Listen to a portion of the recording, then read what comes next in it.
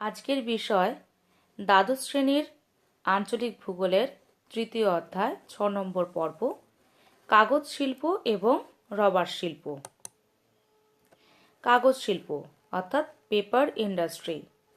বর্তমানে কাগজ উৎপাদনের জন্য যে সমস্ত কাঁচামাল ব্যবহার করা হচ্ছে তাকে আমরা দুভাগে ভাগ করতে পারি। এক হলো তন্তুযুক্ত কাঁচামাল এবং দুই রাসায়নিক কাঁচামাল। তন্তুযুক্ত বা আঁশযুক্ত কাঁচামাল কি? ম্যাক্সিমাম হচ্ছে উদ্ভিদজাত বা অরণ্যজাত কাঁচামাল, যার মধ্যে সবথেকে বেশি উল্লেখযোগ্য হলো সরলবর্গীয় গাছের যেমন পাইন, ফার প্রভৃতি গাছের নরম কাঠ। এছাড়াও আছে বাঁশ, সাবাই ঘাস প্রভৃতি। এই সব কিছুই কাগজ উৎপাদনের জন্য কাঁচামাল স্বরূপ ব্যবহৃত হয়। তন্তু শ্রেণীভুক্ত কাঁচামালের মধ্যে এই সমস্ত অরণ্যজ সামগ্রী ছাড়াও রয়েছে আখের ছিবড়ে, ধান এবং গমের খড়, পাট, তুলো প্রভৃতি। এছাড়া অনেক সময় ছেঁড়া কাপড়, পুরনো নোংরা হয়ে যাওয়া যে সমস্ত বাতিল কাগজ, সেই সমস্ত কিছুই কাগজ তৈরিতে কাঁচামাল স্বরূপ ব্যবহৃত হয়। এবার দেখি রাসায়নিক কাঁচামাল কিভাবে ব্যবহার করা হচ্ছে। তন্তু শ্রেণীভুক্ত কাঁচামালগুলি থেকে যে কাষ্ঠমণ্ড এবং কাগজ উৎপাদিত হয় তার জন্য রাসায়নিক দ্রব্যের প্রয়োজন, যেমন caustic soda, soda ash, bleaching powder, sodium sulphate, calcium chloride, aluminium sulphate, talc আর ফিটকিরি। তাহলে একটা কাগজ ইন্ডাস্ট্রি তৈরি করতে গেলে আমার লাগবে তন্তুযুক্ত কাঁচামাল এবং লাগবে রাসায়নিক কাঁচামাল। দেখো, কাগজ শিল্প গড়ে ওঠার জন্য শর্ত বা কারণগুলো কি কি, মানে কি কি থাকলে তবেই সেখানে পেপার ইন্ডাস্ট্রি গড়ে উঠবে। রয়েছে কাঁচামালের যোগান, তারপরে আছে জলের পর্যাপ্ত যোগান, পর্যাপ্ত বিদ্যুতের সরবরাহ, উৎপন্ন উন্নত পরিবহন ব্যবস্থা, সুলভ শ্রমিক। প্রথমটা দেখি কি বলছে। কাঁচামালের যোগান।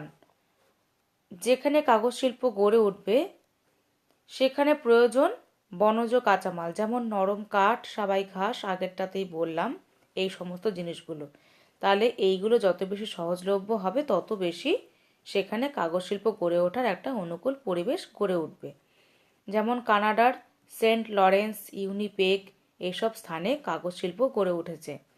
জলের পর্যাপ্ত যোগান প্রয়োজন, প্রায় 1,00,000 গ্যালন প্রয়োজন জলের 1 মেট্রিক টন কাগজ উৎপাদনের জন্য। পর্যাপ্ত জলের সরবরাহ থাকার জন্য আমাদের ভারতের পূর্ব অংশে ভাগীরথী হুগলি নদীর তীরে অবস্থিত ত্রিবেণী এবং বাঁশবেড়িয়াতে কাগজ কল গড়ে উঠেছে। পর্যাপ্ত বিদ্যুতের সরবরাহ। 1 মেট্রিক টন কাগজ উৎপাদন করতে গেলে লাগে 2000 কিলোওয়াট ঘন্টা বিদ্যুৎ। এই বিদ্যুতের যে বিপুল ব্যবহার সেটা কাগজ কলগুলোতে দেখতে পাওয়া যায়, যদি কিনা দেখা যায় সেখানে জলবিদ্যুৎ কেন্দ্রটা রয়েছে। যেমন দেখো, এখানে দেখাচ্ছে কানাডার সেন্ট লরেন্স আর উইনিপেগে এইভাবেই তৈরি হয়েছে, অর্থাৎ সেখানে জলবিদ্যুতের যোগানটা পাওয়া যায় বলেই কাগজ ইন্ডাস্ট্রিটা ভালো করে গড়ে উঠতে পেরেছে। তারপরে দেখো উন্নত পরিবহন ব্যবস্থা। কাঁচামাল আমদানি রপ্তানি এবং সব কিছু তৈরি করার পরে সেটা রপ্তানি করা, সব কিছুর জন্যই দরকার পরিবহন ব্যবস্থার সুব্যবস্থা। তাই দেখো, আমাদের দেশে কলকাতা বন্দর রয়েছে, রেল রয়েছে, সড়কপথ রয়েছে, এই সব কিছুই রয়েছে। তার জন্য ত্রিবেণীতে টিস্যু কারখানা মানে কাগজ কলটা গড়ে উঠেছে। সুলভ শ্রমিক অবশ্যই প্রয়োজন, না হলে এই কাগজ শিল্প গড়েই উঠবে না, তাই তো। দেখো, কাগজের উৎপাদনের সঙ্গে সঙ্গে মানে উৎপাদন বৃদ্ধির সঙ্গে সঙ্গে এর উৎপাদন ব্যয়ও কিন্তু কম হয়। এবার দেখি নেক্সট কি বলছে। কানাডার কাগজ শিল্প। সংবাদপত্র ছাপার কাগজ বা নিউজ প্রিন্ট উৎপাদনে কানাডা হলো বিশ্বে প্রথম, আর কাগজ এবং কাগজের বোর্ড উৎপাদনে বিশ্বে 9ম স্থান অধিকার করেছে। মোট 289টি কাগজের কল গড়ে উঠেছে। দেখো, অনেক কিছুই এখানে রয়েছে, কেন কিসের জন্য উৎপাদিত মানে এর এত বেশি উন্নতি লাভ করেছে সেগুলোতে বেশি যাব না।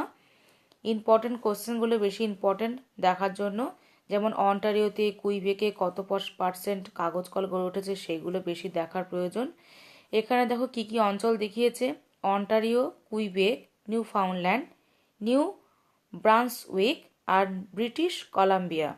প্রত্যেকটার আবার কিছু কিছু প্রধান কেন্দ্রগুলো রয়েছে, দেখিনি সেগুলো কি কি রয়েছে।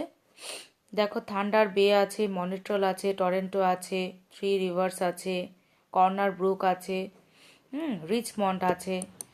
দেখো এবারে আমরা কানাডার কাগজ শিল্পের ম্যাপে চলে এলাম, জায়গাগুলো দেখো খুঁজে পাবে। দেখো রিচমন্ড, থান্ডার বে, মনিট্রল এগুলো রয়েছে। তার মানে এই যে টরেন্টো রয়েছে, এই সবকটাই বোঝা যাচ্ছে যে ভালোভাবে তারা জলের যোগান পাচ্ছে বলেই কিন্তু গড়ে উঠেছে। দেখো উপকূলবর্তী অঞ্চলগুলোতে বেশি করে গড়ে উঠেছে, যেখানে দেখো হ্রদ অঞ্চলটা রয়েছে, এই যে পঞ্চরথের দেশ। তাহলে দেখা যাচ্ছে ভালোভাবেই কানাডায় কাগজ শিল্পটা গড়ে উঠেছে।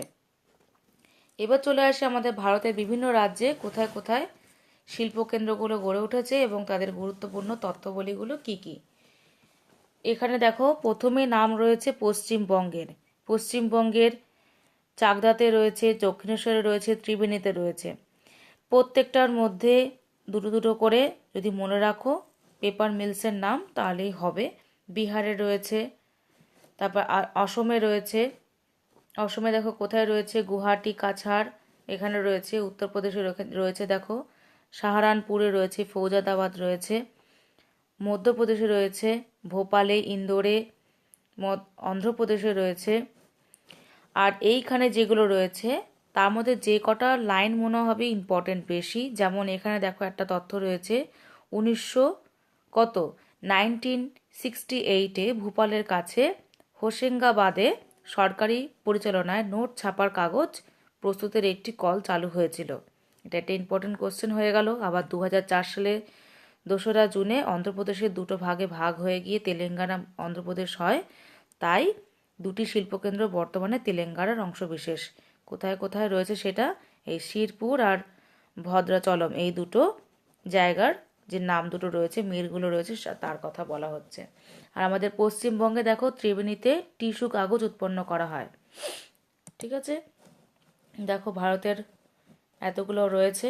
ম্যাক্সিমামটা দেখা যাচ্ছে দক্ষিণ ভারতে আর পূর্ব ভারতে দেখো বেশি রয়েছে কাগজ শিল্প, আর বিশেষত উপকূলবর্তী অঞ্চলে কিন্তু ভালোই এই শিল্পটা রমরম করছে। চাকদা, ত্রিবেণী, কলকাতা সবার নাম আছে, দক্ষিণেশ্বরের নাম আছে। এখানে দেখো উত্তর পূর্ব ভারতে গুয়াহাটি, কাছাড়, নাগাঁও এগুলোর নাম আছে। এদিকে পশ্চিম ভারতে রাজকোট, আমেদাবাদ, ভাদোদরা, ভারুচ, সোনাগড়, কল্যাণ এইসব নামগুলো রয়েছে। আর এটা হলো একদম হুগলি শিল্পাঞ্চলের যে অঞ্চলটা, সেখানেও কাগজ শিল্প গড়ে উঠেছে। এ দেখো ত্রিবেণী কোথায়, চাকদা কোথায়। এখানে নৈহাটির এখানে রয়েছে, টিটাগড় শ্রীরামপুরের ওখানে রয়েছে, আবার দক্ষিণেশ্বরের এখানে রয়েছে, আর তেমন দেখা যাচ্ছে না। আর এইটা হচ্ছে হাওড়া শাখার লাইন, এটা হচ্ছে শিয়ালদা শাখার লাইন এদিকটা। নেক্সট দেখো মহারাষ্ট্র, কর্ণাটক, তামিলনাড়ু, গুজরাট, কেরল এখানেও অনেকগুলো নাম রয়েছে। সব কটার থেকে দুটো তিনটে করে মনে রাখলেই হবে, আর গুরুত্বপূর্ণ তথ্যগুলো এখান থেকে নিতে হবে। যেমন রয়েছে মহারাষ্ট্রের বল্লালপুর ভারতের বৃহত্তম কাগজ শিল্প কেন্দ্র। ঠিক আছে, এটা একটা ইম্পর্টেন্ট কোশ্চেন হয়ে গেল, এইভাবে মনে রাখলেই হবে। এবার দেখি ভারতের কাগজ শিল্পের সমস্যাটা কি। অনুন্নত কাঁচামাল, রাসায়নিক দ্রব্যের অভাব রয়েছে, শক্তির অভাব রয়েছে, শক্তি অর্থাৎ কয়লার অসম বন্টন, জলবিদ্যুৎ উৎপাদন এইগুলো।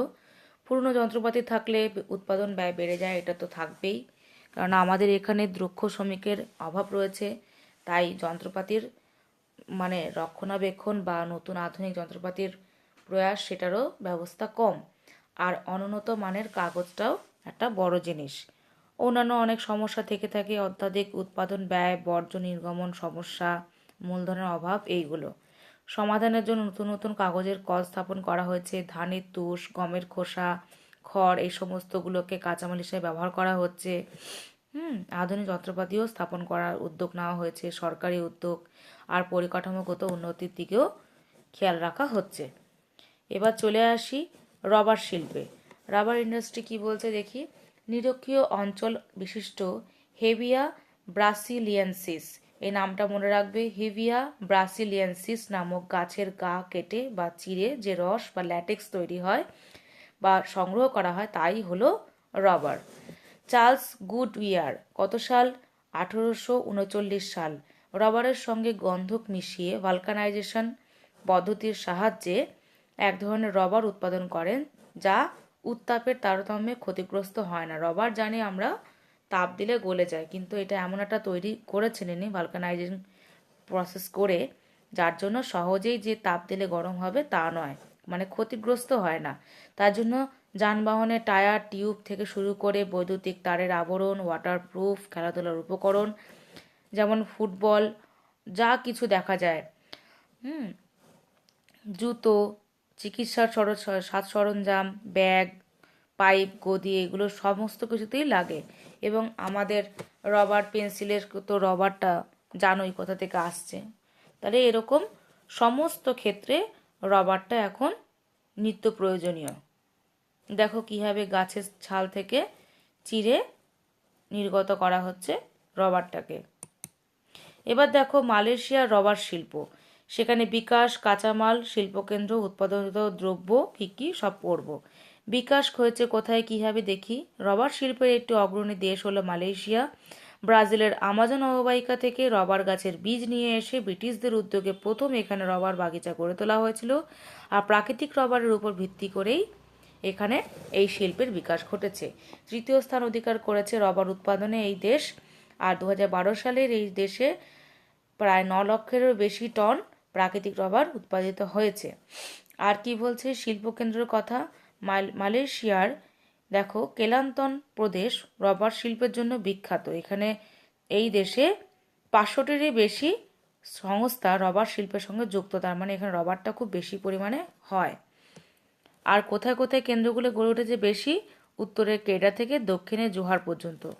আর উৎপাদিত দ্রব্যগুলো কি কি? আমাদের মতোই প্রায় বেল্ট, পাইপ, জুতো, টায়ার, অন্যান্য জিনিসপত্র।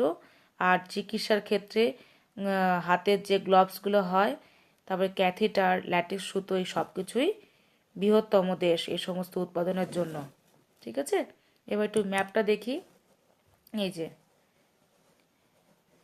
ইন্দোনেশিয়ার উপরে এই অরেঞ্জ কালারের যে জায়গাটা সেটা হলো মালয়েশিয়ায়। দেখো কেডা থেকে এখানে সাবা রয়েছে, সব জায়গাগুলোর নাম মোটামুটি হালকা হালকা করে দেওয়া আছে।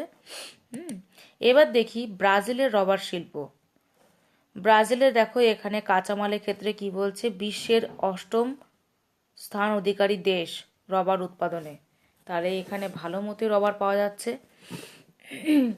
দেখো কোথায় কোথায় পাওয়া যায় রবারের মেন জায়গাগুলো। এই দেশে আমাজন অববাহিকার পাড়া, আমাজোনাস, মাটোগ্রাসো প্রদেশ, একার, এই সমস্ত অঞ্চলে প্রচুর পরিমাণে প্রাকৃতিক রবার উৎপাদিত হয়। উন্নতির কারণ হলো বিপুল চাহিদা রয়েছে, সহজলভ্যতা রয়েছে। অবশ্যই কাঁচামাল না পাওয়া হলে তো আর রবার শিল্প হবে না। জলপথে পরিবহনের সুবিধা রয়েছে। আর শিল্পকেন্দ্রগুলো নাম তো আমরা এখানে দেখতেই পাচ্ছি, এখানেও দেখতে পাচ্ছি মানাউস, এখানেও এই জায়গাটায় ম্যাকাপা, বেলেম, বোয়া ভিস্টা, পোর্টা ভেলহো, এই নামগুলোর বেশি নয়, 4-5টা মতো আছে, 2-3টা মনে রাখলেই হবে।